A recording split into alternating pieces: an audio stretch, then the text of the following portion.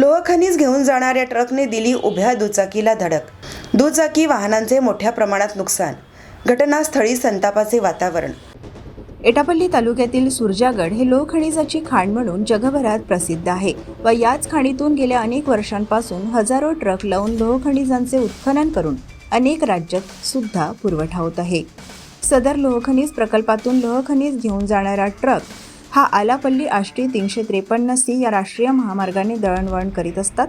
मात्र दिनांक 19 फेब्रुवारी रोजी ट्रक चालक आनंद नारायण सदेवाडा राहणार बल्लारशा हा ट्रक क्रमांक MH40 CM 8521 ने सुरजागड लोह खनिज प्रकल्पातून लोह खनिज युक्त माल भरून जात होता. मात्र ट्रक चालक काही कामानिमित्त बोरी येथील मुख्य चौकात आपल्या कामाकरिता ट्रक उभा केला व आपली कामं आटोपून परत ट्रक चालू करत असताना रस्त्याच्या बाजूला उभ्या असलेल्या शुभम दीपक तेलकुंटवार यांची ॲक्टिवा दुचाकी क्रमांक MH34 CK 4369 या उभ्या दुचाकीला धडक दिली.